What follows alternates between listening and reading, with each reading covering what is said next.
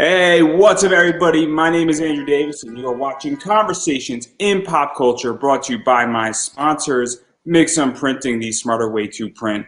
I know printing your creative project can be confusing and stressful, but Mixum is here to make it easy. From their instant quote calculator that lets you get as many quotes as you want, to their free 24-hour customer service support, Mixum is here to make sure your printing experience runs smoothly from start to finish. And you can choose from a range of premium printing options and materials. And the company has also printed many successful Kickstarter campaigns, a bunch of them you have even heard about on this very show. And they currently offer services in the United States, Canada, Australia, and the UK. And Mixum can print and reach your audience anywhere in the world. So if you're ready to print smarter, not harder, head over to Mixum.com. And right now they're running a promotion where listeners of my show can drop my name, Andrew Davis, in the message tab of a current order to get a 5% discount on their first order. So that is Mixam.com. Type my name, Andrew Davis, in the message tab of your current order to receive a 5% discount on your first order. Also, I am sponsored by BCW Supplies. So you can use code POPANIMECOMICS, that is POPANIMECOMICS, to get 10% off your entire order. So that means you get 10% off bags and boards, long boxes, Pokemon card holders, Magic card holders,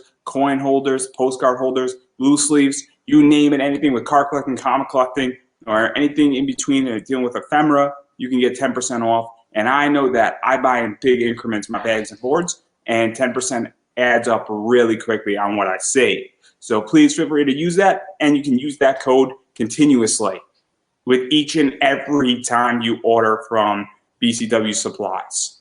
So, without further ado, I have with me comic creator, writer, and artist Dachul Okamoto, I want to say. You're going to correct me. I know you're going to correct me. Dachul Okamoto. I knew I was going to get it wrong. I admit defeat. I will quietly walk shame after the interview. So welcome to the show, or welcome back to the show, I should say. Yeah, thank you. Yeah, I was getting excited over those promotions. I'm like, dude, I'm gonna start using those codes. Oh yeah, please make my sponsors look good and make me some money while you're at it, because well, I need the money. So clearly. Yeah, I just ordered a big order from BCW last week, so I was like, oh. I like them. They're good. It took me a long time to come into them, but I'm happy that obviously it's an affiliate link, so I get an affiliate commission off of that. But I absolutely appreciate the fact that I'm in their program, and I know everybody needs supplies, but we're not talking about comics as much as I like to. I'd rather talk about Shotgun Samurai that is fully funded on Indiegogo. And I don't remember our last interview if you were just coming on to Indiegogo or if you were still on, Webtoons and Patreon. And I don't even know if you were on Patreon, but I don't even know if that was on the, mark at that point. So obviously, though, you are in demand on Indiegogo. And so what is that like? Oh, well, it's pretty cool. I remember when I was here, I believe I was on the mailing list phase of the campaign. So I just had the list running. I didn't have the campaign going yet. But yeah, it's been a great experience, crowdfunding my very first comic book and getting the amount of success that I've been getting. It's honestly, I remember the first day when I first got like the contributions and the backers. It was just like such a rush. I was like, oh my God, people actually like my product. This is great. Yeah, it's so weird because I haven't had this experience. And the closest thing I had was when you go out there and you launch your podcast, and then you get listeners, and you get one listener, and it's not your mom or your dad. Or I know. You didn't click on it, and it's not your friends. And then, the first like 20, you're like, oh, okay, this is kind of cool with that. And still talking. But what winds up happening is that I was just getting my dog her food. She's looking at it very puzzled. It's quite amusing. It'd be way more interesting. I wish I could do this instead of my interview. Clearly, it'd probably get more views too, which is crazy. I can't compete with the dog. I know. She's a princess, and now she's sniffing it. But it's so distracted. So even going into that. and going into the podcast, like when I got my first like 100, I was like, oh snap, people are actually listening to it. And I'd imagine it's similar with Indiegogo, where you're like, oh man, I just crossed $500. There are people who want to buy this because when you have one, it's like, oh, okay, maybe my mom bought it, right? Yeah. My friend bought it. But when you have like 20, 25 people buying it, you're like, man, I don't have 25 friends, right? Yeah, getting into the random people territory.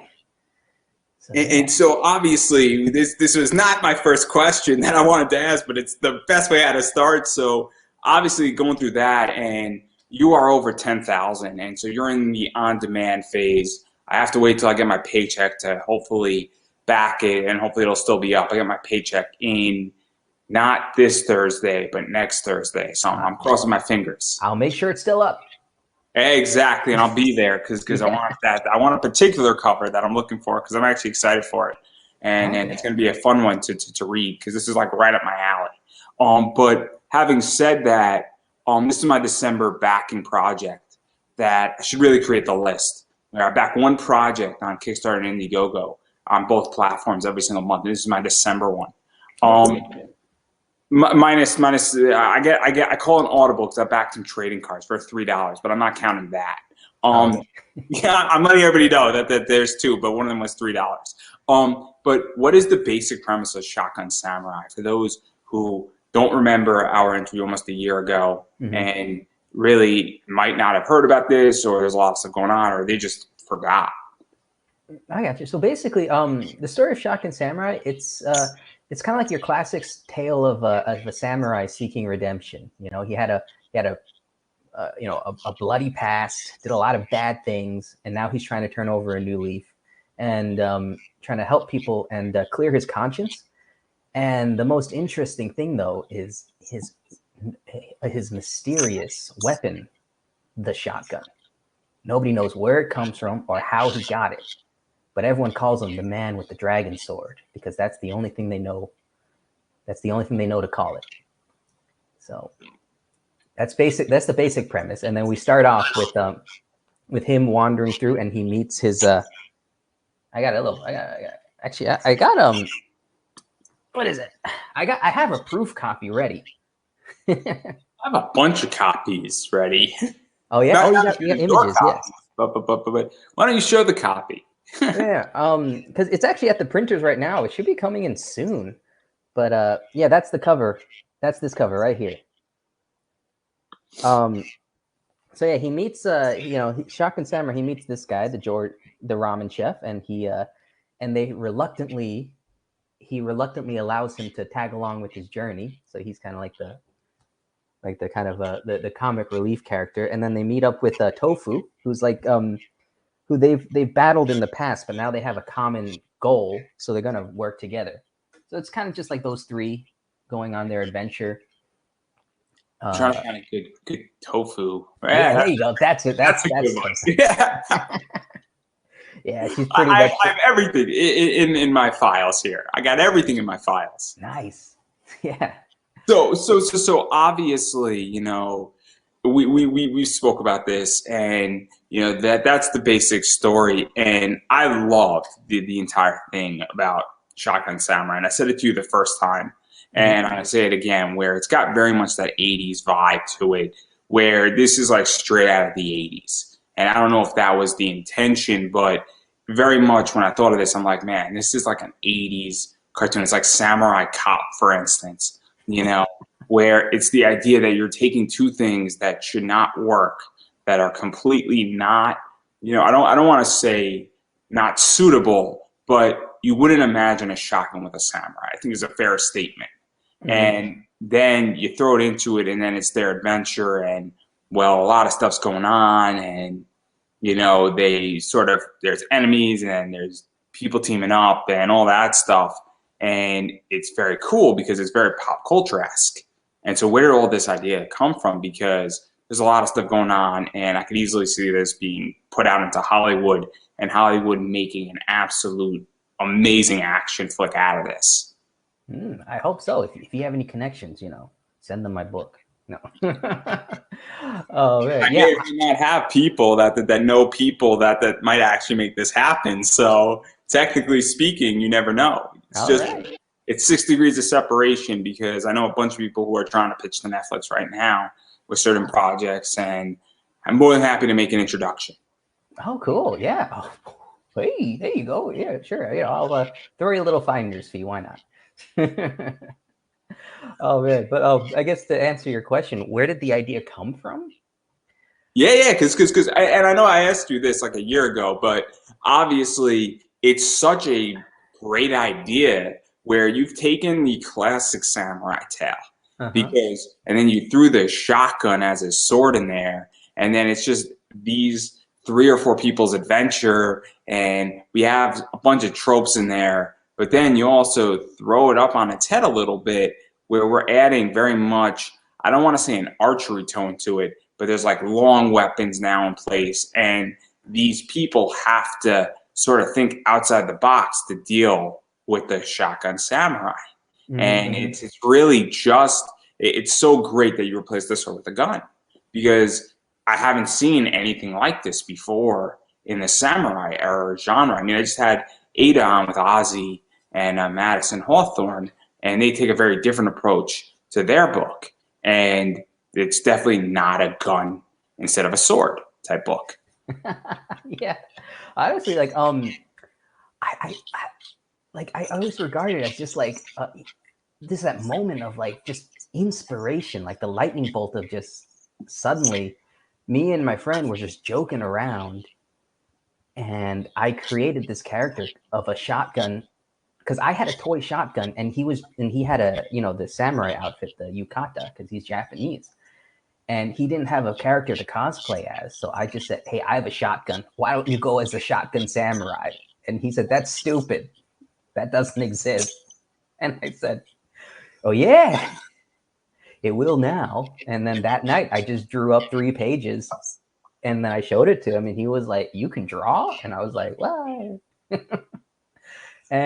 But we just thought the idea was such a great, we were like, we really like this idea. And then we just started like going over ideas and just like coming up with stories and adventures for this guy. And I love the idea of like, throwing that shotgun in like the traditional like sword like environment. It really creates like, oh, now the bad guys have to get around it so that it's not just him walking up, boom, shooting everybody. And it's like, and it would just be boring if he just shotguns everybody. So we're like, we got to come up with ways to like, so it's almost like we created the shotgun samurai, but now the creativity comes from creating villains that are interesting. See, but isn't that the fun thing though about this entire book? See, this is what I like about it, is that it's not that the hero is overpowered in this. It's the idea that, we have a shotgun samurai and you have a gun. I think it's safe to say a gun's a long range weapon, but then he's dealing with an enemy in one of the chapters who is shooting almost a like super sniper arrow. And now the question becomes, is that, I'm trying not to spoil too much, I'm giving this a little bit away, sort of the story. The question is that, well, the shotgun can't hit him, that sniper guy with the arrow essentially. So now you have to figure out how to maneuver to get closer to the guy so you can hit him with your gun and still be a long range weapon. And then that spuns more creativity, because a traditional samurai story would not have that. Yeah, like the other thing is like most of our ideas, they like I don't know, we like to come up with something just really funny but then somehow make it serious. It's like me and my friend Matthews Bello, he's the other guy that's credited on the book. We always like discuss stuff and then we just start laughing. Oh my god, then this happens, then this happens, then after that, then we sit down and it's like, okay, and then we put like the meat to it and like the really emotional aspect and make sure it's very grounded and has a very serious tone to the. That's kind of our thought process, I would say, like when we go throughout this. Yeah, isn't it though that also with this book in a lot of ways, because obviously I throw things at my friends and then they throw things back at me, and I'll throw a joke at somebody and then somebody will throw a joke back at me, and then something just starts creating, the ball just starts getting rolling.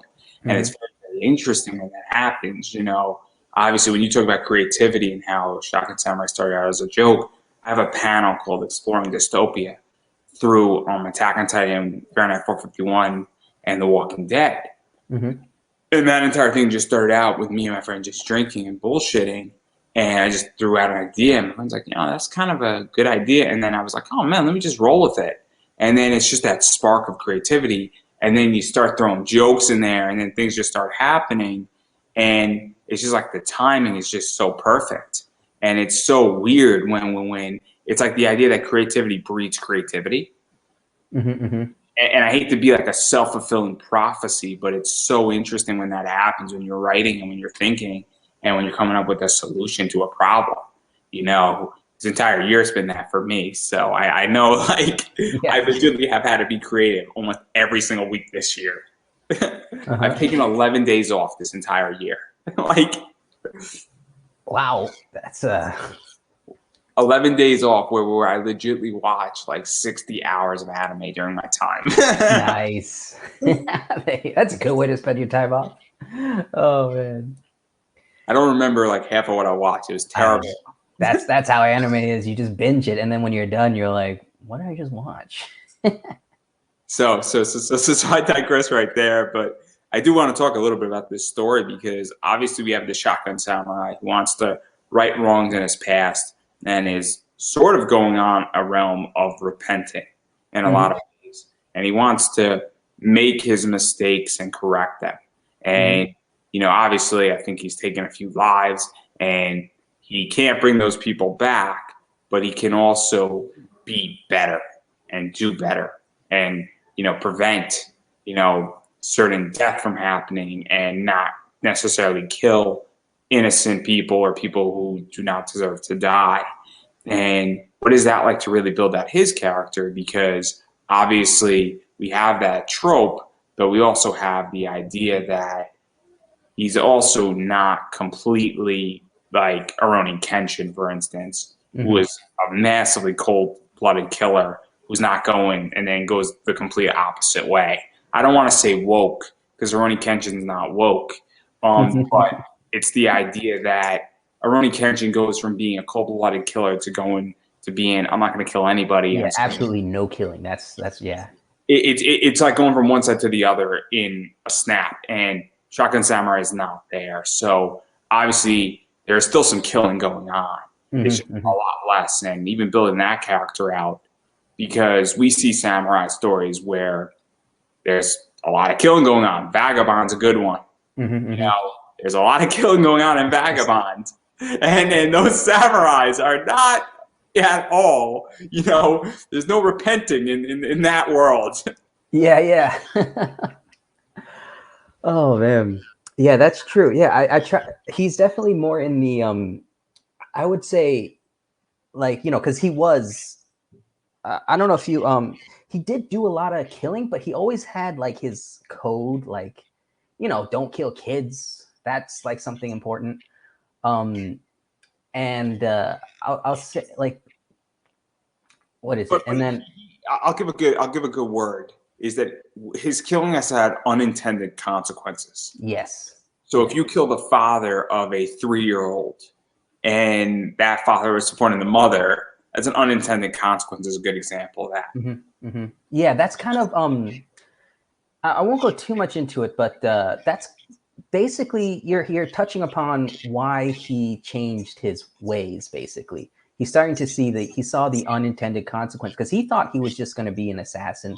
Oh, I'm doing this for the good of my country because I have to kill these corrupt people who are doing bad things to other people. But then he's starting to see that well, first of all, he's been lied to. They're not really bad people. They're just political enemies who are just you know, who are trying to help their people. And also there's unintended consequences of you know, he kills, yeah, like you said, like he kills a guy and maybe his kid, you know, grows up you know, I actually made a I don't know if you've seen it. Have you seen the movies of Shotgun Samurai? Yes, I've seen. I think like the first one. I don't know if I've seen the others. Okay, that's why you're hinting on the that. last time. You I what? just got the whole reason why I didn't do my homework this time is that if anybody wants to go through an in-depth whole discussion on this, they could clearly watch that one. And then it's up. It's up. I mean, it's one of the early ones. You got to go. I think we were like maybe my like 10th on the first season of Conversations in Pop Culture. And we went through like all of this stuff, and it wasn't as good as this, I promise. So this is a much I feel so much more comfortable live now. But nonetheless, I've seen, I think, the first one, and I enjoyed them. Don't get me wrong. Like the first one, because I just thought it was brilliant. And my weird, my crummy iPhone movies. Yeah. Oh my God, dude. Like, it's so funny. Like, a lot of these things just came out of like, the reason I made that movie was to get out of doing an essay. Like, my professor, he was trying to be like I guess cool, and he was like, hey, if you guys want to make a movie instead of doing a final essay, go ahead, make that. So I was like, I'm gonna make a movie instead of a final essay, and then we came up with that, and we were like, me and my friend, and then my professor was like, this isn't what I had in mind, but it's still good. Yeah. He wanted us to, just do like a diagram kind of thing, like, and this is this, blah, blah, blah. It was like a philosophy class, and he was like, this is this philosophy, blah, blah, blah. But anyway, so that's why that movie exists. We were like, let's use this as to build the character Shotgun Samurai that we created. Yeah. But yeah, it was funny though. That's so important. This industry has clearly gone off the rails, and we've now built a whole new rail station, and then it's gone off that one too. We should have just did this interview in space, and then we wouldn't have had to deal with rails in the first place. Hey, there you go. Clearly, if this was a movie, we picked the wrong setting. It shouldn't have been a Western. It should have been a space odyssey. Yeah. But even to go into that too, because going into the movie of this, I think that's so important though, because I had Roger Curtis on, and he just built a fighting game for his comic Dombe. And one of the things is that obviously I'm going down a different path in the entire, I guess, pop culture sphere, where I'm building out a holding company, because there's a lot more I could do with a holding company than I can do with just a podcast or a website. There's a million more things I could do with a holding company, like private equity into comics, actually, which is a whole different field. And some people love that. Some people hate that idea. Somebody made an entire video on that last week that I was mentioned a few times in, and is not a fan of that idea, and that's all right.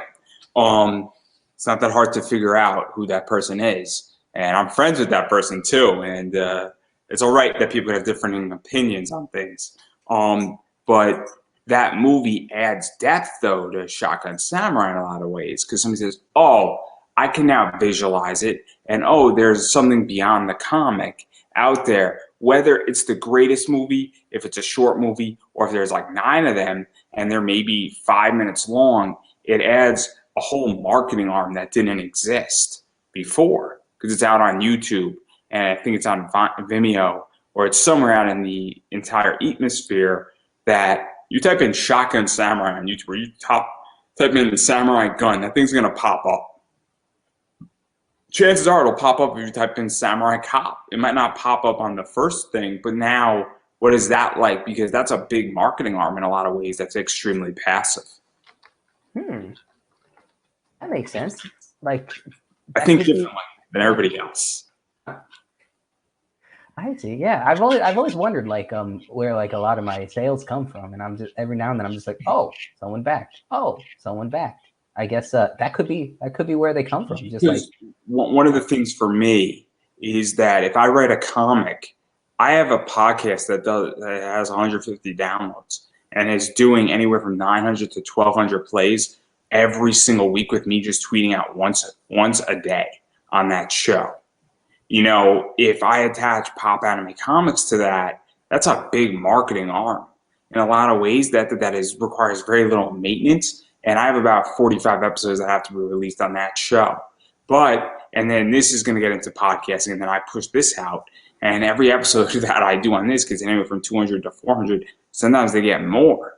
And so I'm at the stage where that if I ever do a comic, I drop my Kickstarter into this thing, it's a big marketing arm, or my Indiegogo. And it's very important that I think people need to understand. And I think that movie, it's not the end, thing, but it has to be a driver of some sales, because you type in certain keywords, that thing's going to pick up things. And then, well, somebody says, oh man, this is kind of cool. What else is out there? And then, it just sort of pops up on stuff.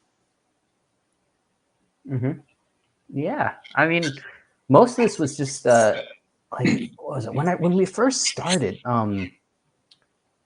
like we were just kind of running off of just like excitement for like this character, because we thought it was we loved this idea so much, and then and all of our friends liked it too. So that's why we were able to get them in the movie, where all our friends in college were like, yo, let's do this. And they were willing to go out, because that movie was shot in the winter, and they were willing to go out in the freezing cold and dress up in samurai outfits.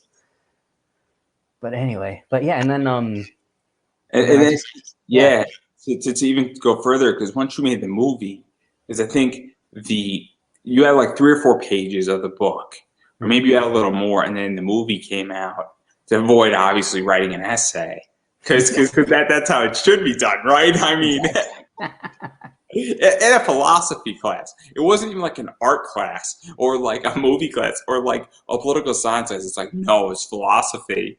And then once that came out, what was that like? Because now, obviously, when you film a movie, I would imagine, and I haven't filmed a movie, but you get clarity on story, you get clarity on ideas, I would imagine. And then what was that like? Because it also says, hey, this kind of worked in a movie, and comics are closer to a movie than other media forms. And so what was that like going from there? Because that movie, in a lot of ways, I would imagine, solidified certain aspects of this comic and gave, direction, or it just gave even a confidence boost, saying, hey, if we can make a movie, we can make a comic. Yeah, basically, that movie was where a lot of his, like drives and motivations really came from, because we had to dive deep into this character. We're like, okay, we have this character, but we don't know what he is or who he is. We just know he's a samurai with a shotgun. And the philosophy class, we chose the topic of redemption. So we were like, oh, let's somehow incorporate this samurai on a redemption arc. So then we were like, how do we do that? And that's when we really started to like build the whole character from the ground up. Because before then, all we had was him going into a ramen shop, burning it down, and teaming up with the chef. That's all we had with him before we got there. And then let's talk about that, because obviously they're burning down the ramen shop. And then George, which is just such an American name. It is such an American name. And it's not like a food name either, which is even better. And then we can talk about the ninja tofu in a second, because that's a great name too. But it's the idea that, he's very comedic relief, and that is such a manga trope in a lot of ways. But it's also great because the book has serious moments, and I've read a bunch of the chapters in it. Obviously, I think you send them to me, or I read them online, and from what I remember, obviously it's a serious book. There's shootings, there's difficult circumstances that are happening, dealing with people who are trying to kill them, or they're trying to kill somebody. And George also adds an element of comedic relief. Full Metal Alchemist Brotherhood, right? Yes. In Full Metal Alchemist, they have serious moments, but then they also go into sort of an SD funny mode at the same time, and it's very well balanced. And your book does that with George in certain ways, where they're in a very serious moment, but then George does something in the next panel that sort of lessens the seriousness of it, but doesn't detract away from it. I think anybody who's seen Full Metal Alchemist B understands that. And it's a great skill. And so what was that like, really building out George as well? Because George doesn't take away from the serious nature of this, but it also brings the book down. I'll use a Richter scale. You could have a book that's a 0, which is sort of a very quiet, easygoing book, or you could have a very intense book that's a 10. George helps keep the book more in like a 7 or an 8. And when it gets to a 10, George brings it back down to a lesser heat. I don't know if that makes any sense. I get you. Yeah. That's kind of how I treat him as well. Is like his I guess you can say like sometimes I get, you know, when I get too much wrapped in my head of like, oh, this bad thing's gonna happen and this bad thing's gonna happen, and then it's like, oh, then when I look at it, I'm like, this is depressing. I need I need a reason for people to enjoy this book. Like, I don't want people to just feel bad. Isn't that the thing, is that I like intense books. I like intense stories. But I also want to come out of something saying, this was a sad story, but there's a reason why I watched it. Like, I like watching intense animes, sad animes. I like watching stories that have a happy ending. But at the same time, I don't want it to be just a miserable downward spiral. And I'm like Gurren Lagann, for anime-wise, was a miserable spiraling down thing. And I make the joke that if you watch Gurren Lagann and then Galaxy 999 back to back, you know, you're going to kill yourself. Gurren Lagann. I like Gurren Lagann. That's one of my favorites. I mean, it's madly depressing, the ending. It's all the way to episode 9. And then I guess now that yeah, you're right. He did like, okay, I see what you're saying. If you watch Gurren Lagann, like the end of Gurren Lagann, like everybody dies. It's horrific. That's true. Everybody dies, and then Simone marries Nina, and I'm rooting Gurren Lagann, and I don't really care because it's been out long enough. And Gurren Lagann's a brilliant anime. I love it. I have it in Blu-ray. I bought it in DVD with all the special boxes, and then I bought it in Blu-ray again. It's that good. I own it twice, and I'm not selling either one of them. It's great. But my problem with Gurren Lagann is that it is mad depressing. I mean, Simon, you know, pretty much loses his wife as soon as he marries her, and it's just, and from episode 9 all the way down, it's horrific. Episode 8, that episode. Oh, that was hard. That was hard hitting. I guess I see what you're saying. I see what you're saying. I just kind of always thought it was like, you know, because they keep on triumphing forward and keep pushing and get bigger and bigger and bigger. It's great motivational. It should be the motivational meme. You know, you go on YouTube and type in motivational memes. They just play all Gurren Lagann. Exactly. That's what I'm saying. You don't need The Rock telling you to be like, hey, get up. You don't need a Navy drill sergeant SEAL master telling you to make your bed in the morning. You need to watch Simon from episode 9 all the way to episode 27, and then you'll be fine. Because if he can do it, anybody can do it. Exactly. Oh man. But that's the whole point of George, is that he's supposed to make it so that you don't have to go through the Gurren Lagann experience, and at least when bad things happen, you can have a sense of enjoyment or a laugh, or you can just enjoy comedic relief, because it makes it that a serious situation isn't as bad, and it's a real skill. It's a real skill, because that shit can miss. Yeah, actually, what is it? Like, I don't know if this is this would be too esoteric or whatever to talk about, but okay, the actual, because you know, I came up with these characters in my philosophy class. Don't ask me philosophy now; I forgot all about it. But back then, I created them to represent actually the past, present, and future. Like the Shotgun Samurai is constantly going on about his past, like, oh God, I did so many bad things in the past, you know, I gotta fix it. My past is terrible. This is a Christmas Carol, is what you're telling me. Yeah, basically. And then like George after. Huh? Continue. I'll ask you a question after dealing with. Okay, and you know, Tofu, she's always moving forward. She's always like, we gotta keep. So I made her to be kind of like the driving, almost like the driving force of the team. Like, we got to go here. We got to go here now, because she's really hell bent on revenge. You'll find out much later that she's like really, really fuming.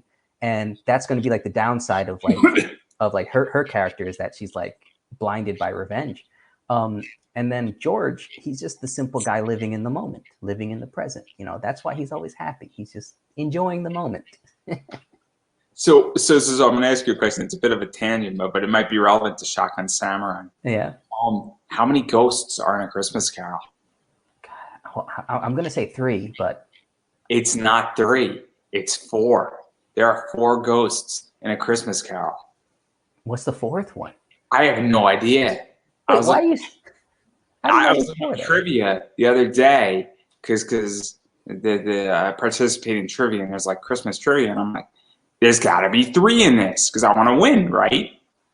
And it turns out there's 4, and I don't know who's the 4th one. So is there a 4th character in Shotgun Samurai in their team?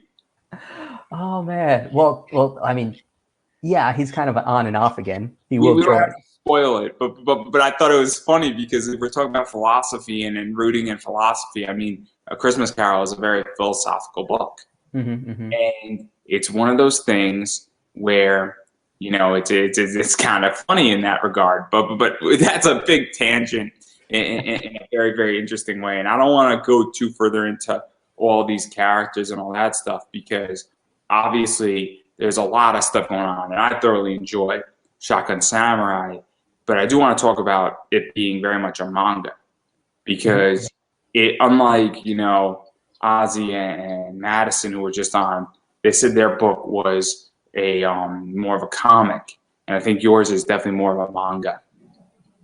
And so, what prompted that? So you want to do it in manga style and treat it more in a manga way because it is a different style. And I kind of like samurai stuff in manga. I don't know if samurai comics work in traditional comics. I don't think they do, and I don't think they're meant to. Yeah, I haven't actually read a samurai comic. I'm sure they're out there, but I haven't read one yet. The one that works is 47 Furious Tales by Sam Quinlan. That sounds so familiar. Are those animals? Yeah. It's an anthropomorphic, Yeah. I've seen that floating around. Is that an indie book? Yeah. That's an indie book. It's a good one. Yeah, it looks good. He is coming out with issue 3, I think, either February or March. I want to say.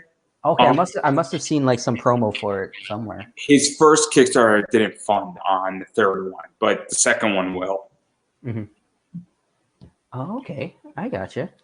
Yeah. I guess the simple answer as to why I did manga is because I mostly read manga growing up, so that's just kind of how my I guess my storytelling in kind of works. So and but it is written left to right like an American book, so you don't have to worry about going backwards. So even to do this, because I'm a big manga reader and I enjoy manga, and one of the things is that I haven't read manga in a while though. I used to be a big reader of manga. It's just sometimes you just fall in and out of things, and I've been taking a break for about a year and a half now, and I got to get back into it. But one of the things is that manga right now is on fire. It's on fire in bookstores. It's on fire, on the internet. It's on fire, being pirated. I think manga outsold graphic novels in 2021.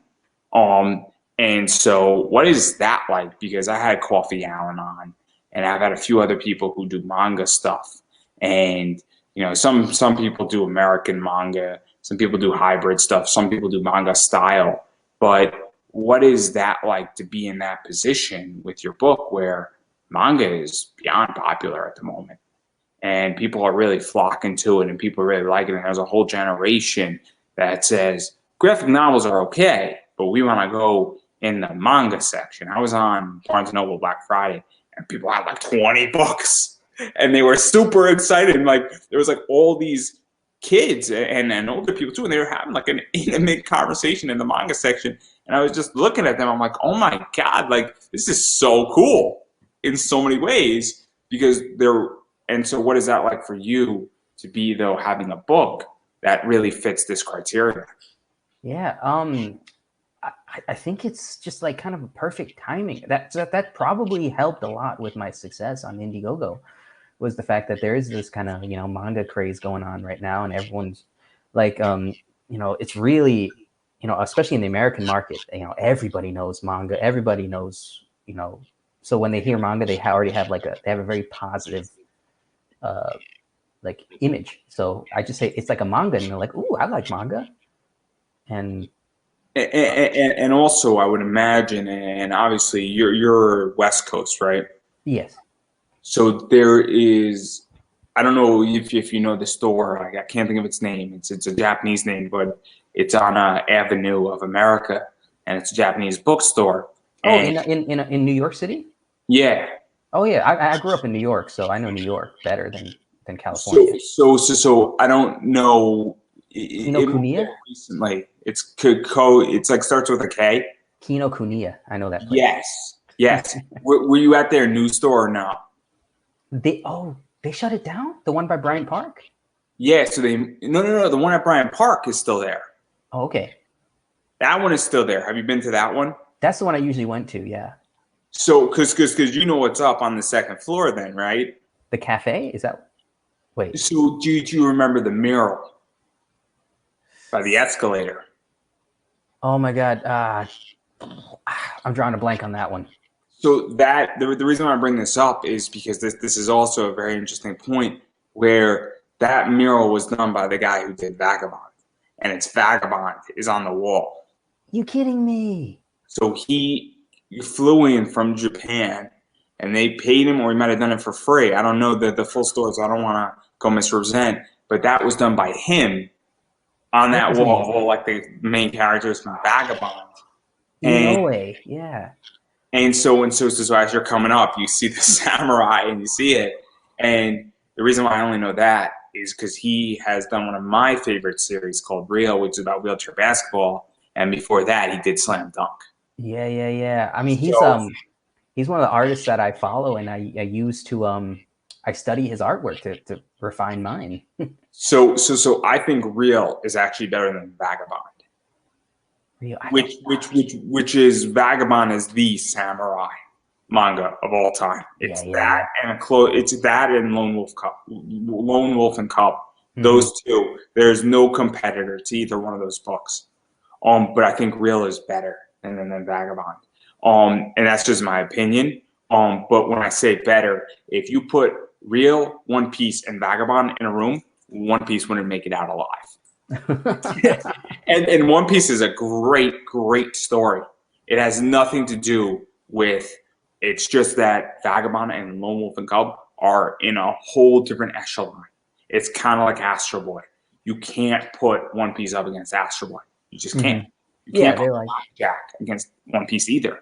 It's not a fair fight for One Piece. It's just not. But the reason why I bring this up is that there are standards in samurai manga, and there is a echelon, and there is, I don't want to say protocol, but there is, a lot of respect in that field.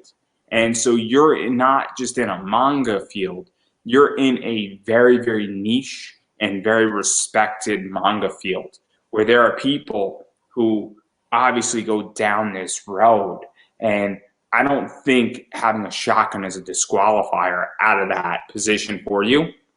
I think though that you're sort of in something where you're hitting such a niche that people spend real money on this stuff, and people know a lot of stuff about that. And what is that like? I don't even know if you thought about that, because that's something that is a very interesting position to be in, because there's people who are doing American manga, and I've said that I'm talking a lot, but when you go into a samurai manga, whether it's American samurai, and I don't know if Sam Quinlan thought about this either, you're now in a whole different ballgame, because that is a subsection where there's a lot of people who spend a lot of money in that section. Mm-hmm. Oh boy, making me nervous. I never thought about that. Oh boy, but This is why I get paid for my sponsors, because they recognize that. This is why I'm getting paid now, and I'm sponsored. Yeah, I got you. That's cool. Like, I just really liked. I really like, like the samurai story, and what is it like? And I like the whole like kind of feudal Japan system. No wrong answer. No pressure. Yeah. Great. I'm so sorry. I was just watching Bill Burr destroy Ethan something on like the H3 podcast, and Bill Burr was like, "You're doing great, Ethan. You're doing great." Yeah. I gotcha. Yeah, man. I mean, Like honestly, It's not a trick question. It's not a trick question. yeah. It's just that I'm so curious now with this, and that, obviously it's just the thought pops into my head, and I'm Hmm. because it's such a cool position to be in. Like, Hmm. I don't know enough about samurai to do that, and I like samurai. I think they're cool. But again, I don't know enough about samurai, and I think it's just so interesting because I just know that people spend money in those sectors, Hmm. and I know people love it, and who doesn't, love all this stuff, and who doesn't want to know? And being a samurai was cool in Japan. Hmm. Yeah, that's kind of like yeah, that's kind of where I just come from, like the aspect of just my whole life. I've just always really liked samurai. I never really dug too much into it, but I've always tried to be around, like, watch samurai stuff, or like, I'm Japanese, so whenever I go to Japan, I always like to go to like the samurai museums, see the swords, and kind of just like surround myself with like the images, because I just love the artistic design of like the armor, the way like the watercolor paintings. Um, Actually, yeah, because I included a big watercolor painting in the very front of this book. You know, Yeah, I don't know. I don't have a picture of that because I don't think that's up on the Indiegogo. it's Just not. It's supposed to be a surprise for the book. good. You ruined it. Just Yeah, like me. I just ruined the end of Gurren Lagann, so you get to ruin something too. So now we're at equal playing level. there you go. Yeah, I got revenge. But so I kind of more come from it as not like more of a, I don't know how to explain it. Like I like to almost like. You're not thinking it more along a business and breaking down. I'll explain how I am, and maybe this will help. I Mhm. like to break down. I like to know how things work because I'm running a business, and I like to know where I'm going to be advertising or putting things in place, or what I'm hitting and what data points I'm touching upon. A lot of my guests, and I hate to say this, there's value, and not every value is money, but there is a lot of things that go into it from a metric level. I happen to like a lot of the people that I interview, but I know that you're hitting a niche for me where you have a samurai book, and I'm like, oh man, this is cool. There's people where I throw this up into a samurai group, and now I can bring them into my tribe. And Mhm. I also happen to like your book. I also happen to probably back in your book. Maybe I'll put it on my credit card and I'll pay it next week because I actually want to get your book. It's one of those books that I think I'm gonna enjoy it, not as an investor, but as just a consumer. And I Mhm. also want to put it on my shelf and keep it nice for a while, at the very least. But I view things metrically. And I know that not everybody views things metrically. People say, "Hey, look, I like samurai, and I'm going to spend the next 10 years writing something. I might as well write something I want to enjoy." Mhm. And so I get that, or I just know a lot about this, or I have an obsession with it. And well, this is cool. And people like samurai. I like samurai. Let's write a book about samurai. And then, oh man, we added a little twist and made it funny. Mhm. So I get that. I don't know if that helps I what you're got trying you. to. Yeah, I guess the because I don't really think of it so much in terms of like I'm writing a samurai book. I honestly I think of these three characters, and I just, at this point in time, like, I'm in love with these characters, and I just, that's why I keep writing. It's because I want their adventures to continue. And the fact that they're in samurai like world, that's just because I really really like the aesthetic, and I like the themes that come along with it. Um, so when people ask me like, "Oh, what year is it?" I'm like, "That's not important." Like, "Oh, who's like the emperor or whatever during this time?" I'm like, "His name is just Shogun." It's very much just like the samurai themes and like people embodying like the tropes, because that's not what is important. It's mostly important is these characters' growth and them on their journey. So Yeah, no. I get that. I view things slightly different than everybody yeah, else. yeah, yeah, yeah. Obviously, I like good story. Don't get me wrong, but obviously, I just know that there are certain topics that, again, I'm going to go back to it, that people just dive into. Hmm. People love sharks, for instance. Yeah.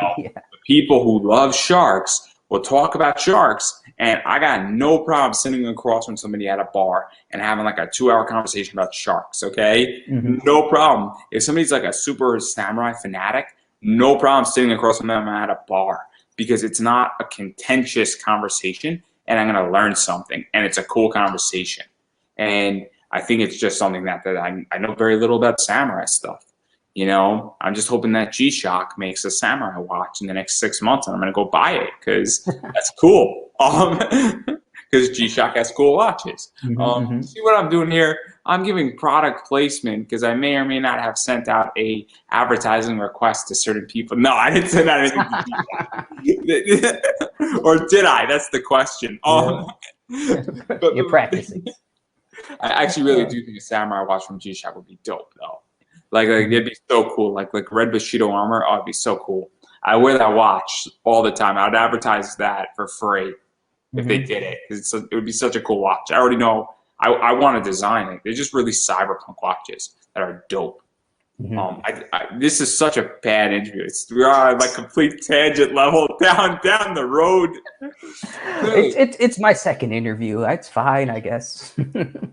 It's December. I already wrote off my entire month of December. I don't care. It's legitly my 4th hour plus of interviewing today. And I accomplished the most important interview, the Cowboy Bebop thing. That was pretty good and enjoyable, and that I was pretty much sweating bullets for, that I had no idea how to write, and I had like 4 people look at it too. I mean, the interview's fine. Very nerve-wracking interview sometimes. But anyway, I digress. I just like talking about your book. That's the whole thing. I actually really like your book. That's the problem. Yeah, I'm glad. Yeah. It's I mean, I really like the book too. I've read it a few times myself. No, I just feel like I hate this fucking book. Just like, Andrew, get me out of it. Like he's like tearing into it, just the roll on the floor. I don't know why I spent like 7 years drawing this stupid thing. And even going further, and then we're gonna get into rewards, I promise. One of the things that I think that people need to understand is that I don't think that you were making much money when you were drawing this for, obviously you were joking around saying I just drew this thing for 7 years, but you've been drawing this thing for 7 years.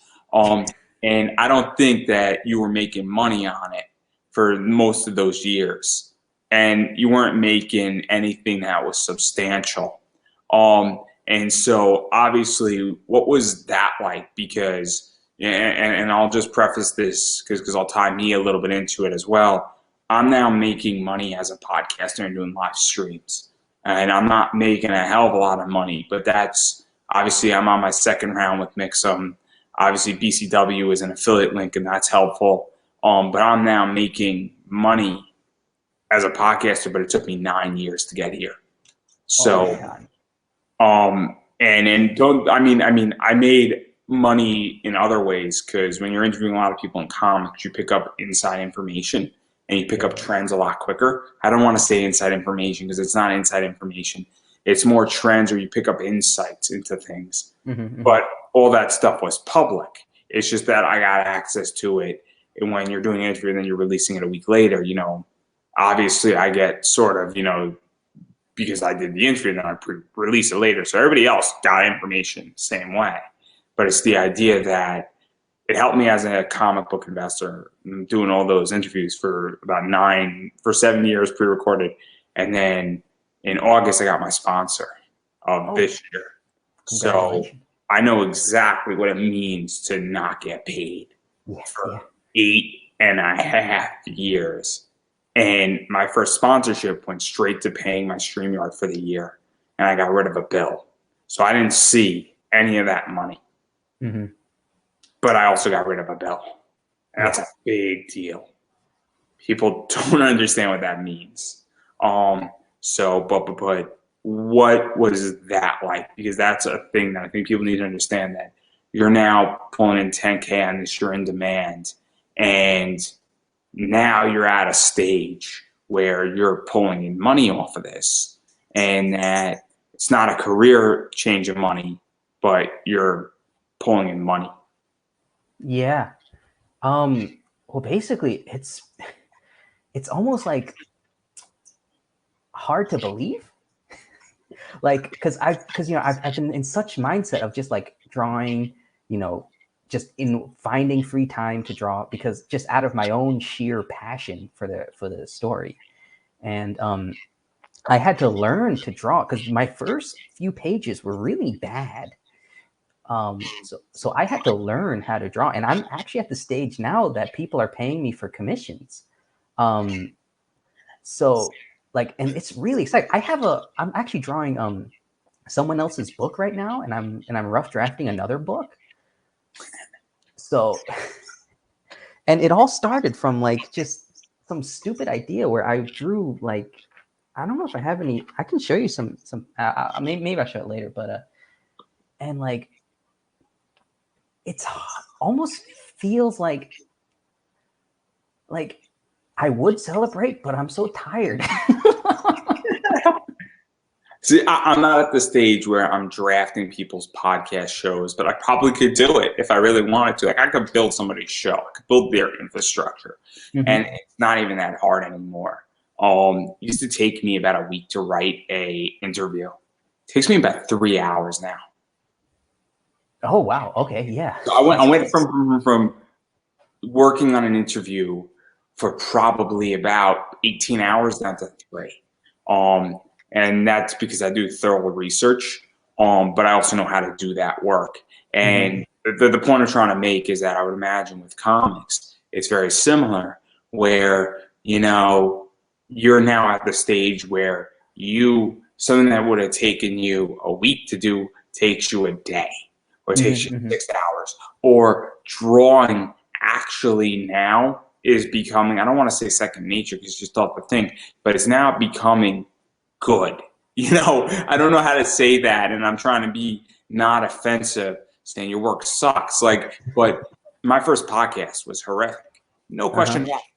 And why I'm angry with it is that I had my first 4 interviews. One of those, that person is no longer with us, and I'm like, man, I wish I could redo that person.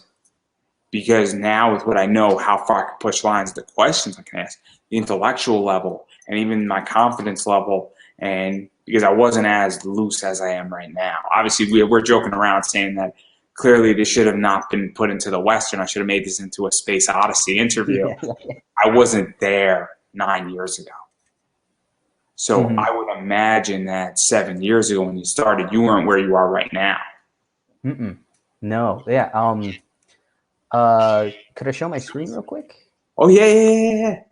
Yeah, I just have these two examples of like my first drawing and my most recent drawing. When this gets into podcast form, I'm just gonna say to everybody, I'm sorry that you can't see it.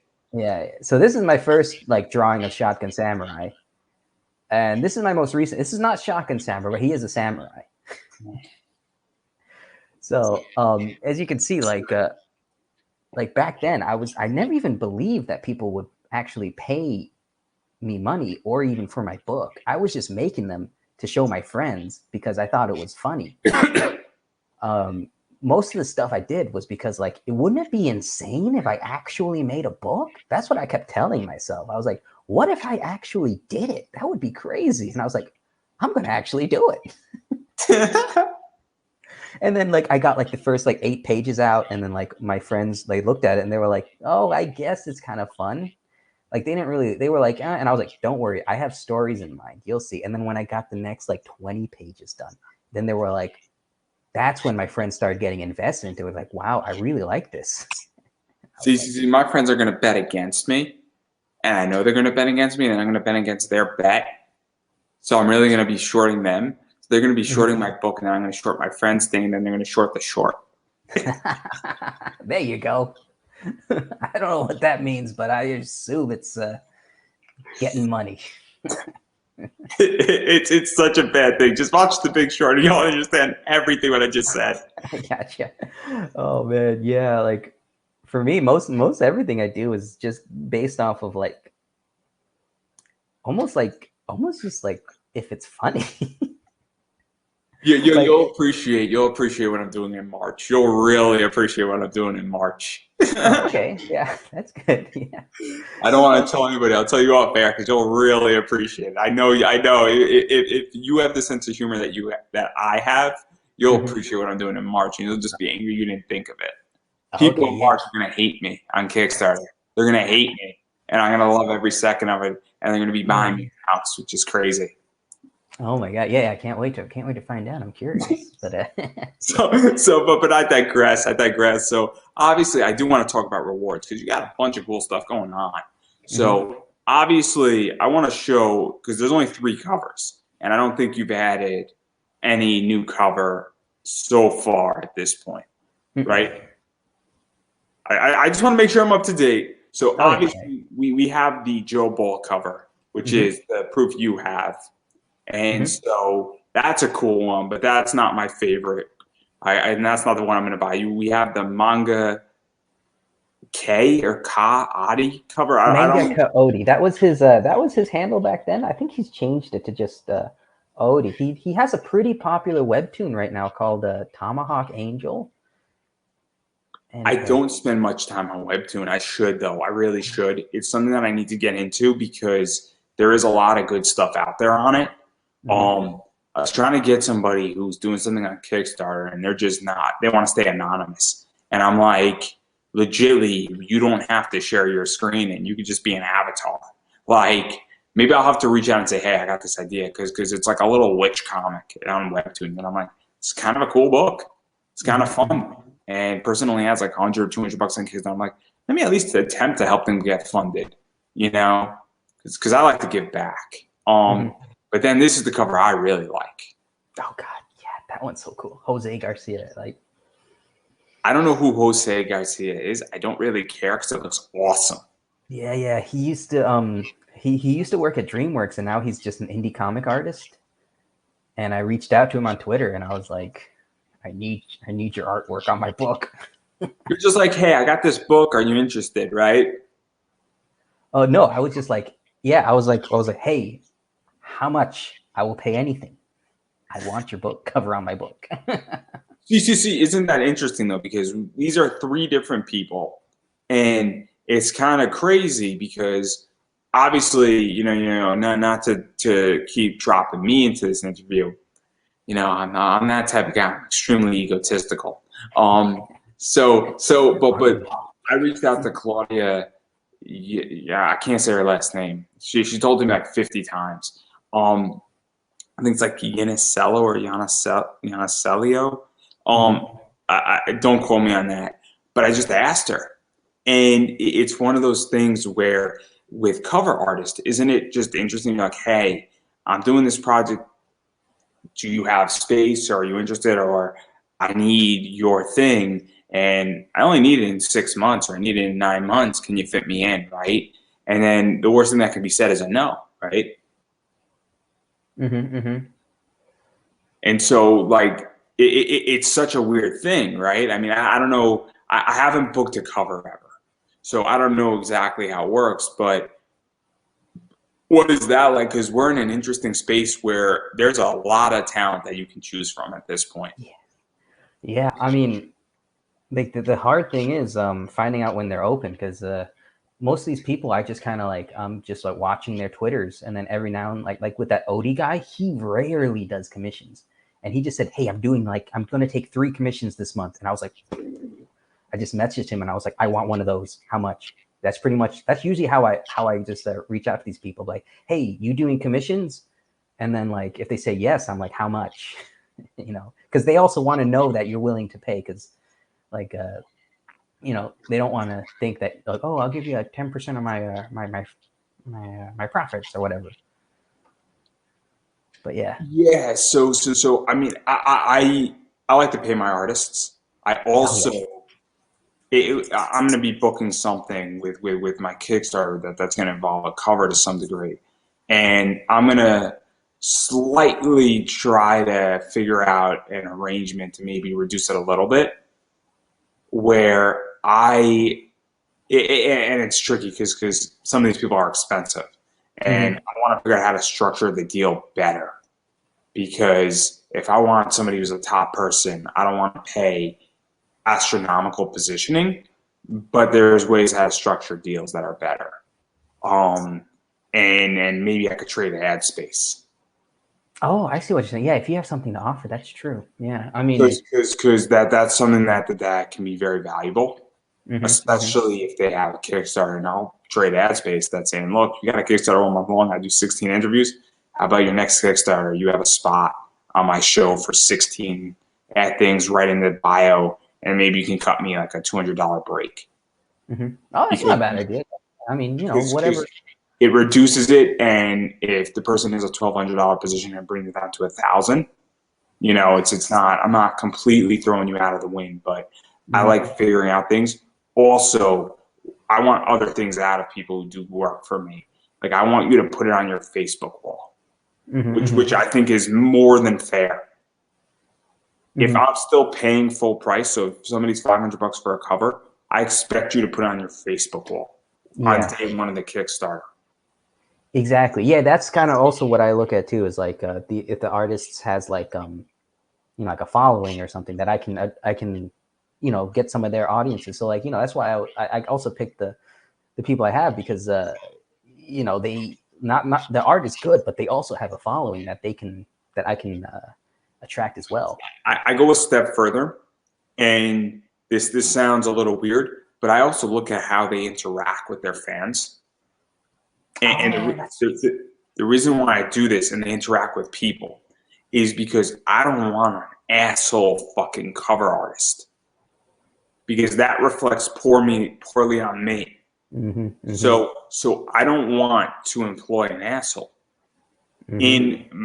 for me, because I don't think an asshole has a right in the comic realm, and I don't want any negative bad press. So if somebody acts like an asshole, or they're controversial, and they've crossed lines with people, and they've attacked somebody, at a con, or they've done something, I don't want them in my business, because that hurts the business. You are a Actually, yeah, liability to the business. yeah.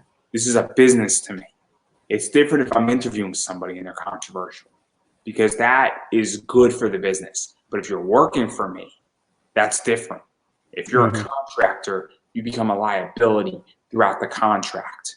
So I'm assuming, so if I was to hire you, you are now a liability that if you go and you killed somebody, that affects my business. Yeah. I'm being very honest. I know, dude. I know what you mean. Yeah, I didn't. People don't think like this. Yeah. That wasn't at the forefront, but I definitely like the people who I follow. I definitely also kind of just naturally like look for artists who are also just like nice people, because I get turned off by that too when people are kind of just jerks and assholes on the internet. I get turned off from them, and I personally don't want to give them my business. So I guess There are people in Marvel who I will not support. There are people in Comicsgate, and we're not going to go into too much politics, that I will not support, because they're not good people. And it's on both sides. Now, I'm going to throw a name out there. Tom King has been very nice to me. I understand people don't like Tom King. That's fine. That's cool. You have every right to. But Tom King has been very nice to me. Every time I see him, he remembers who I am. Oh, cool. Scott Snyder remembers who I am. Now, there's people who have been nice to me and there's people who've been nice to me in Comicsgate. Mike Barron was just on. Mike sent me a comic. Very few people have done that in my world. He's been very nice to me. So again, because those are good people. Now, I understand some people don't like Mike, some people don't like Tom. That's fine. But my point is that I don't have a problem with either one of those people. When that's how I view things. And even there are people who will not be interviewed on my show. There are people who will not be interviewed because they're not good people. And when we go into all this, it's very important, because I assume liabilities. When I'm just interviewing you, if you went out there and killed 15 people, I probably wouldn't take down the interview, but I definitely wouldn't interview you again. But I'll give another example. I don't know if you're a wrestling fan by any chance. I don't know anything about wrestling. So there's a company called Chikara, and a bunch of my audience knows this. I had Mike Quackenbush on. Mike, I don't know what Mike Quackenbush did, But apparently, Chikara closed. Chikara's a nightmare, and there are problems with it. Now, there's issues that Chris Levin's going through, and he's a ref. I like Chris. Chris follows me on Twitter. I'm friends with Chris. I'm supportive of Chris. I don't know what the fuck happened, but those interviews are not coming down, even though there's issues with those people. So my interviews don't come down, but am I going to interview Mike Quackenbush so quickly again?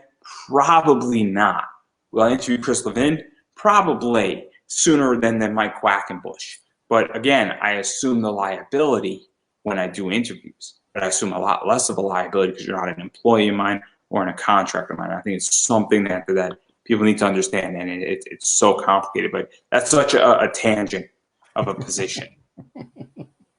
I'm well aware that that's a big tangent. So everybody can sort of deal with that in that regard. But I love those 3 covers, and I think 2 of those covers are not great. And I think that final Jose Garcia cover just beats the shit out of the other ones.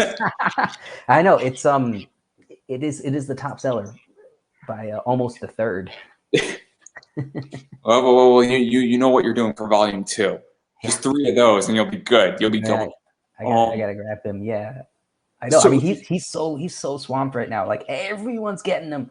I found him before he like made a name for him. I mean, like right when he was. People I've done that with? How many? Legitimately, like 1/3 of the people that I've interviewed this year are now big. Yeah. Oh, hey, hopefully I make it into that third.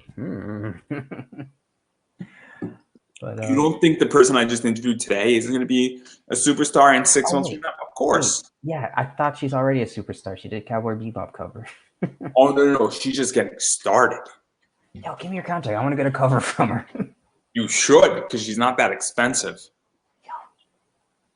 I mean, I don't know her rate, but I know she's not that expensive. We'll see. Like that. Yeah. That could be my next. I might be booking her for a cover in January. It's her or Ivan Tao. Ivan Tao said he would do one, and Ivan Tao is busy as fuck. That's a fucking steal. That's a $750 play for me. That's worth every penny. That will legitimately put me on the map. I don't know who Ivan Tao. Who's Ivan Tao? Oh, Ivan Tao is so good. Damn. So good. It's one of my highest interviews that I put no effort into marketing ever. It's like the 3rd highest interview that had no marketing. The only people that beat Ivan were Dawn Mateague and JP Roth. So Dawn Mateague is Dawn Mateague, and JP Roth is Ebass's wife. Oh, okay. I know Ebass. Yeah. And I interviewed Ebass, his first interview back in 5 years. Wow. I'm a special individual. Yeah, you get. Oh, I'm pretty honored to be on the same show as these people. Wow, look at that. Ebass was on my other show. Just because that's just the way it went. Keith Darby was on the other show, and Senku Manaki was on the other show, and but Dave Franchini was on this show. Are you saying Mariko Tamaki? No. Dave Franchini. Oh, okay. Dave Franchini was the publisher for Zenoscope, and I was like, I think he's the publisher now, but he was the editor-in-chief at Zenoscope. He got promoted because David Wall came in. I'm going to get David Wall eventually, who's now working for Zenoscope, and David Wall is like Top Cow. He's like Top Cow royalty. And Aspen royalty. but I digress. This is such a bad tangent.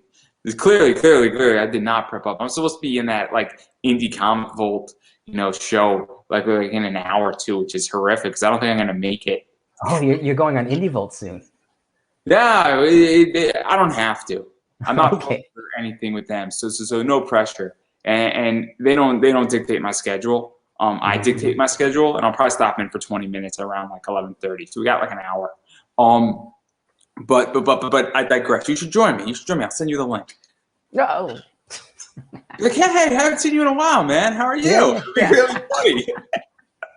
Oh man, yeah. I mean, if I'm not busy, but I'm on the East Coast, so if I can make it, you can make it. I know, but I just got back from work. Got things to take care of. I had things to take care of all day, and I still got things done. But anyway, I digress. Yes. So obviously you had pretty much metal prints on internet, pretty much anything you want from this campaign. I think for the most part, right? Yeah, that was the logistics of that was kind of a nightmare. I realized I should just give like 2 options. I like metal prints. Zenescope just sent me a free limited 50 edition metal print of an Ebass, so Oh, I cool. appreciate that. Yeah, dude. I mean, I got one of them right here. They're pretty Yeah, that's how they fantastic. look. Yeah, I but it's prefer like, metal hmm? cards. I'm a metal card guy. Yeah, I was thinking about that, but I don't know. I wasn't sure if that would like be annoying to ship. Metal So cards? yeah, this is my first campaign. I didn't want to. You I'm know being what a very metal card cautious. looks like? Yeah, they're like little If you're cards. concerned about metal prints being a ship, metal cards are smaller. Yeah, but I covered the shipping cost with the metal prints. So Hold on. So, how much is a metal print? I mean, I don't want to say it in public. No. On your Kickstarter. Oh, how much I'm selling? Oh, at $35. Oh, because you could do a metal card for like 15, and people will pay $15 for a metal card, and you could ship a metal card for like $4. And to produce a metal card isn't that expensive. Next campaign, metal cards. You sold me. Because I'm doing metal cards for my Kickstarter in January, and I'm Mm-hmm. actually having a collab this Sunday with somebody to do it with, and he's a cosplayer, so that's gonna be super cool because I'm gonna be Okay. launching him a whole metal card inventory that's gonna make him a lot of money, and it's pretty much he's launching out of me, Mm-hmm. which is how I run things. Again, I run very differently, and I'm reaching out to another cosplayer who's right now not doing as well as she should be, and I'm gonna see if she's in because that'll really change the game. I've been thinking about getting cosplayer like finding cosplayers to cosplay as my characters. Oh, I don't even care what this cosplayer. It's DJ Croft. He's not gonna mind me saying because I love DJ. Um, DJ and me just get along, and very different backgrounds, very different growing up. He grew down south. I grew up north, Mm-hmm. and he's in Georgia. I'm in Connecticut. We slightly disagree politically, but we agree on a lot of stuff, and it's very interesting how you meet people and then I just say, hey man, you want to do something? And he's like, yeah, man, what do you want? He was just on like a big Twitch show, and he was just at New York Comic Con as a guest. And like, it's just one of those things where I just reached out, and he is beyond fascinating. And I just want to give him an opportunity somewhere. And then I'm going to hopefully launch him a whole metal card thing so that when he goes to cons, he can actually sell legitimately and make bank. That would be cool. And then he could buy his boyfriend a big ring for their wedding.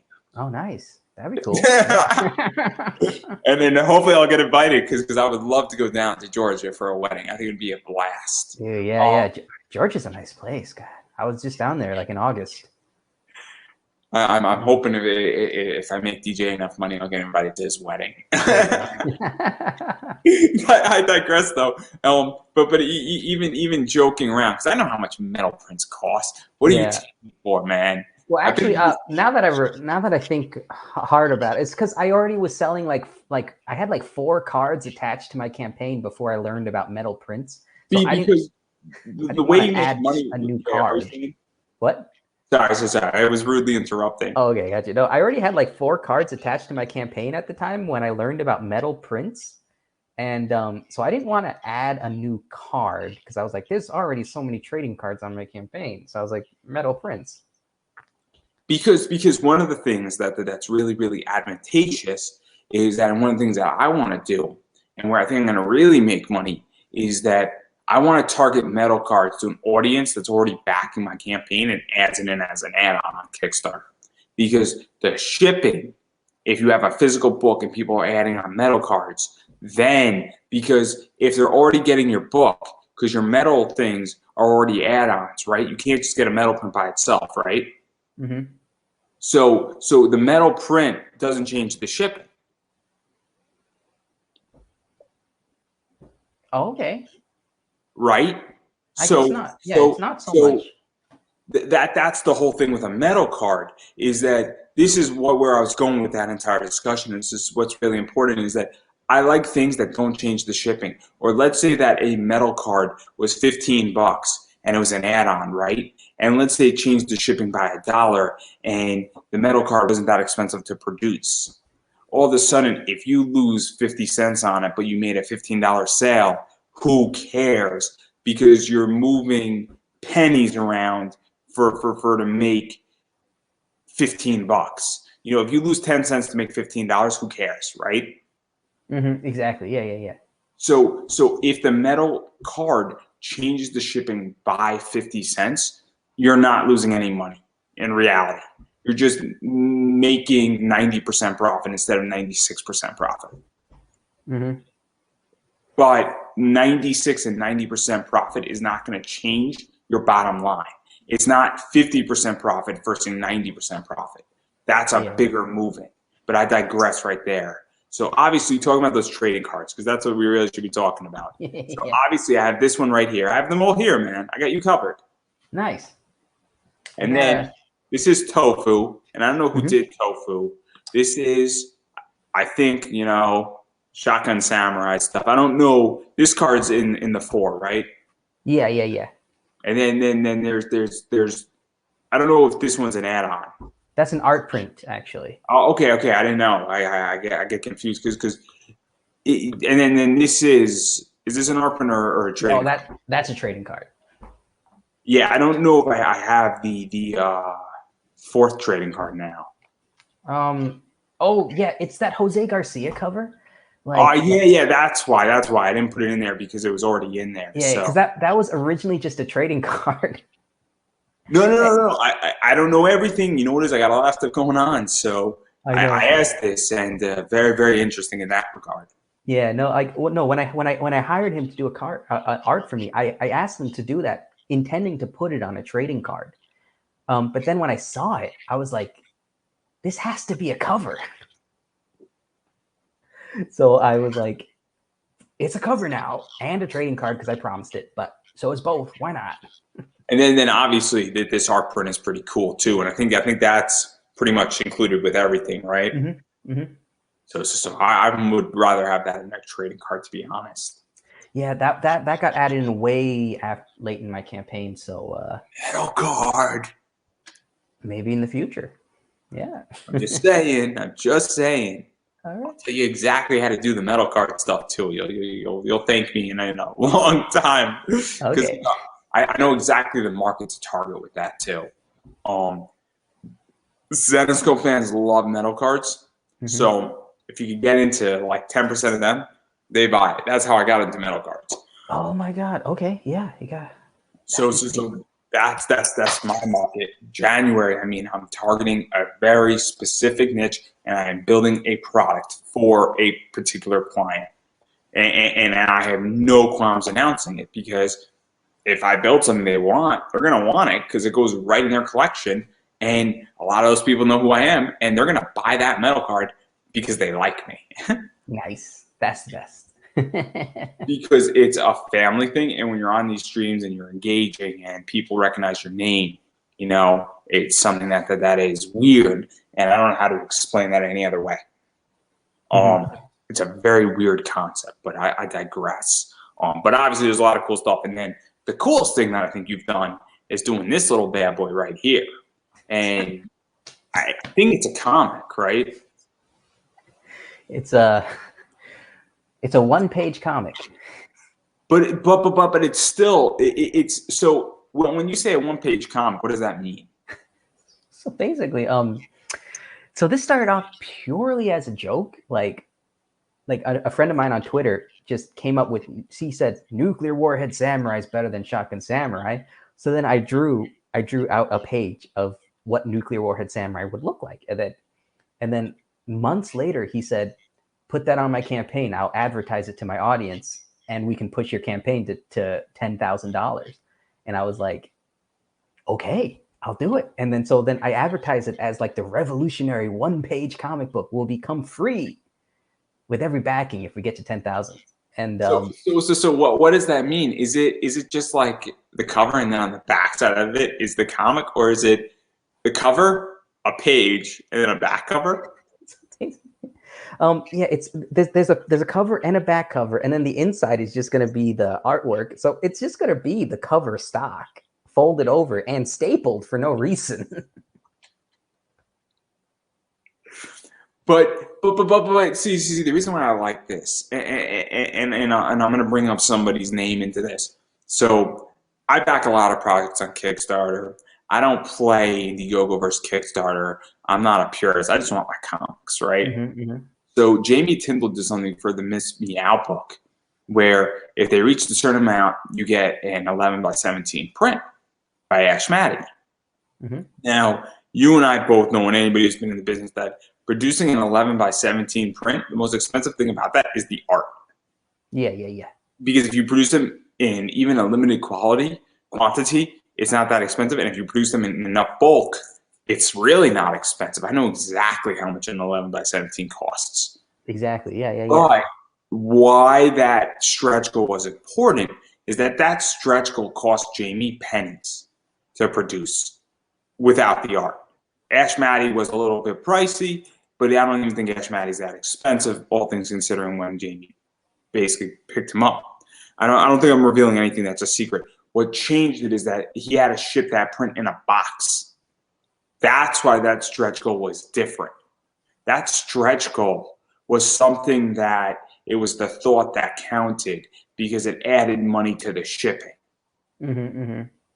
So even though I wound up paying like $8 for shipping, I don't know if Jamie made money on the shipping. I don't know if he lost money on the shipping. He might have broken even on the shipping.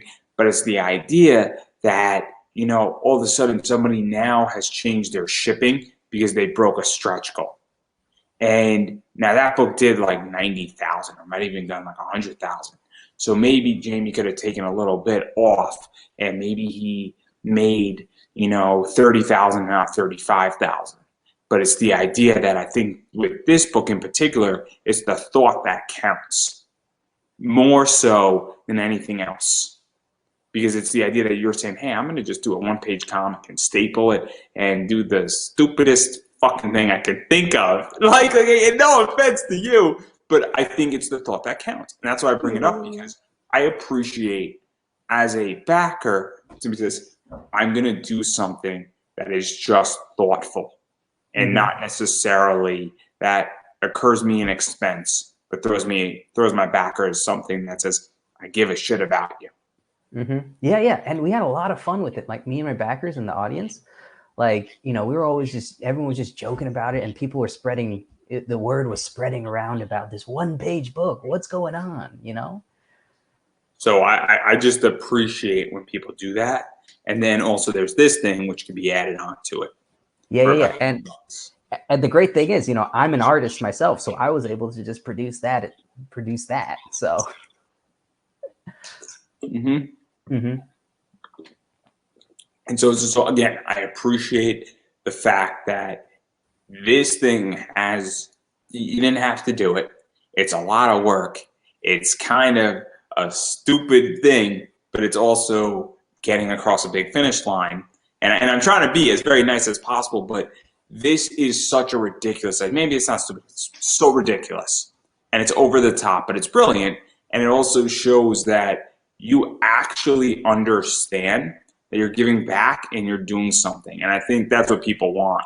And this is why partially I wanted to have you on. This is we go back to cover artists and having good people working on your books and engaged in your team. And these are the types of things that I look for, where I say, what is somebody doing to give back? And what are they doing to make sure that their customers have a good experience? And I think that's something that is very much lacking in comics. And I think it's lacking, not to again get too political, it's lacking on the progressive left wing of comics and Comicsgate in certain people and in certain ways. And I think a lot of people are forgetting that the person who matters the most is not you, it's me, the consumer. Yeah, I mean, and honestly, like, I'm genuinely grateful for every single person who backs my book. So it's not hard for me to think this way. I'm just like, I want to make sure these people are happy, because they're, you know, this is like my baby, you know, this Shotgun Samurai is like my child, and people are actually want it. So I'm like, yes, I want to make sure you're happy with it, because, you know, thank you for supporting me and being able to make this and produce. I'm selling like 250 copies of this thing right now. So I'm like, I never dreamed that was possible. And also, it's the idea, and I don't know how you feel, but this is how I feel, is that with my first show, I'm at 150,000, a little shy of that. Hop on my Comics Lounge, and I'm like, well, there are 150,000 people listen to at least 10 seconds of this show. I didn't think that was possible. And then I'm also thankful to every guest who's been on, because I don't pay guests.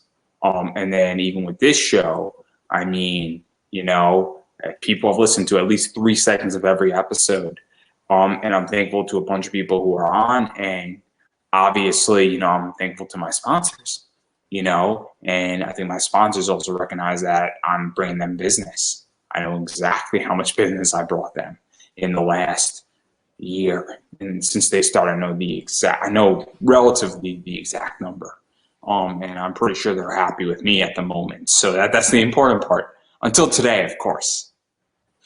This is the day that they said, we're done with you, Andrew. You had Shotgun Samurai on, it was too much. One bullet to the head, too much. Well, I hope I don't do that to you, but at least it was me if it was someone. I already have the money, so it's all right. They paid me up front with not a contract, which is amazing. That's pretty awesome, yeah. But I didn't run, and then they paid me again without it, because they know I'm not going to run, because they know exactly where to find me. Man, it pays to be trustworthy. It's really not that hard to find. You know, I mean, they don't know my address, but they know my website, my Facebook, my Twitch, my TikTok, my Instagram, you know, my YouTube, my Rumble. Yes, I'm on Rumble, you know. Gotta be everywhere. Hey, I try. I am not on Parler or whatever that is, because you know. Wait, hold. One second.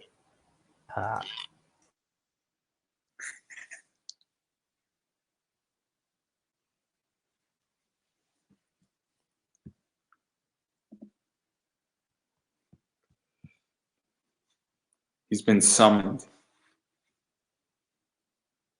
Clearly. So yeah, so this is basically this is what I want in a metal card, everybody. So go make my guest make this into a metal card for me. That's what I really want. Okay. I was just talking shit about you. I heard. Yeah, how dare you? Yeah. So I'm not on Poly. I want to make that crystal clear. I'm everywhere else, just not there. I missed the boat. I was about to sign up, and then they got knocked off. So I blame myself. It's okay. It's okay. So hopefully next time. I'm scared to come back, because, you know, me going, you know, and all my loyal followers who will join me in the conquest will knock it off again. You know, clearly, I take full responsibility for that. You know, it's all about me. So anyway, you know, pretty much from there though, that I think we covered a bunch of stuff, and you know, obviously I do want to talk about a few more things with you. And one of the things that I am very much interested in is where do you think comics are sort of going, and talking about cons and all COVID and stuff. I don't know if I lost you. Oh no, I'm still there. You're back. Hey, honestly, I think.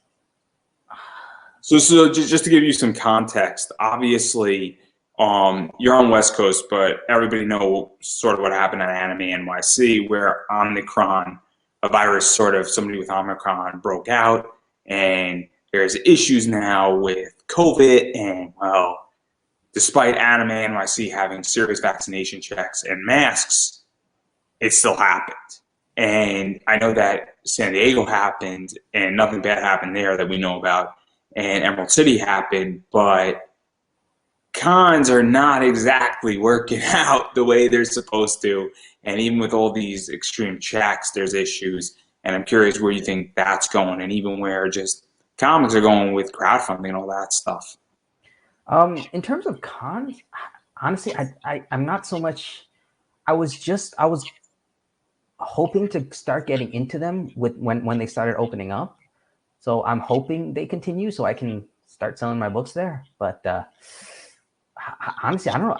Right now, I'm just like, we'll see. We'll see what happens because it honestly just depends on how people take it. Like some there might be people that just be like, let's just power through it, whatever. Let's just keep going. Or people might say, shut it all down. I have no idea. But whatever happens, I'm gonna just make decisions based off of that. Because I'm in the camp, and I'm obviously I have a physical disability, and I'm more susceptible to things like COVID. So I'm just choosing to sit out for a while. Okay. Not sitting out of indie comics, not anti-indie comics. Obviously, I'm running this, and that's fulfilling a niche. So that's part of it. And then the other side of it is that I'm actually making money doing this now, and I'm following where the money is in my world. So obviously, I'm in that realm as well, where, that's the other thing with me. So for the time being, I'm not really interested because I find there's better opportunities. And I think that's something that people have to figure out as well, is the con the best opportunity? And I can't make that decision for anybody's business. And risk plus opportunity, and that's what I think it's going to come down to.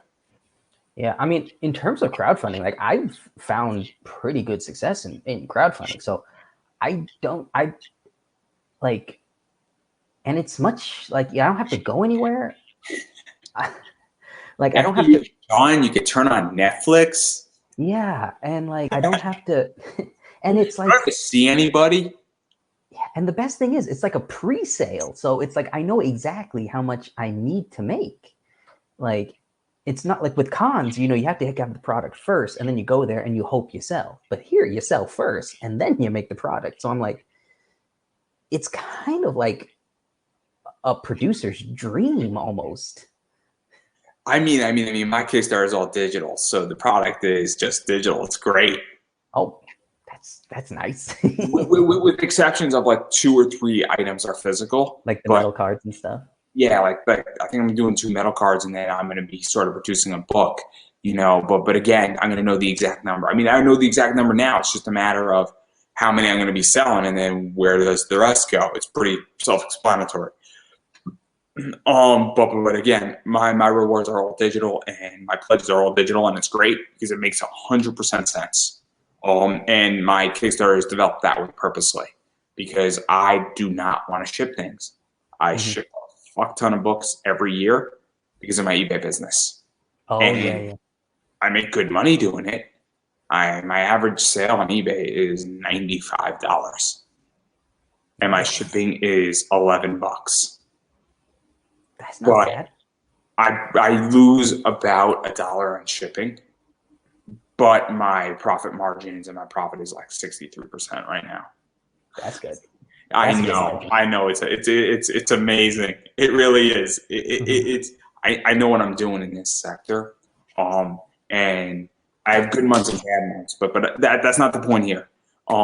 So obviously, there's a lot of stuff going on with your project and your book and everything that's going on, and obviously, I want people to actually go buy this. I want people to go get this cover, or this cover. I believe it is $20, and then I think your shipping is about $10. I want to say, which isn't bad. It's not bad. All things considering, I charge $11 on eBay, and that book will arrive pretty good. So it's that you get a bunch of stretch goals with it, or unlockables. I don't know what we call it on Kickstarter, and this is pretty much the first part of the story. And I know there's more coming with you at some point. Because this is far from done. Yeah, this is far from done. So on that note, though, I do want to give you a chance to promote yourself because I got to get into that indie comical thing to shell out and promote myself. Do my 7th hour of streaming, and my voice is going to be hoarse tomorrow. Yeah. So where can people find the Kickstarter? No, not the Kickstarter. Wow, it's that type of day. Indiegogo, yeah. Where can people find you on Facebook, Instagram, Twitter, TikTok, all that fun stuff? And then where can people support you beyond all of these things, because obviously websites and even reading, the entire comic on, other places as well. Mm-hmm. Well, I guess my hub is shotgunsamurai.net. There will always be a link to my current campaign, and there'll be a mailing list sign up. So you can, that will probably be the best way to get as any information is sign up for my mailing list on shotgunsamurai.net. And then on Instagram, I am Shotgun Samurai Comics. On Twitter, I am Donkey_Madness_. That's the name of my comics label, Donkey Madness Comics. And but if you search Shotgun Samurai, I'm like near the top of Google.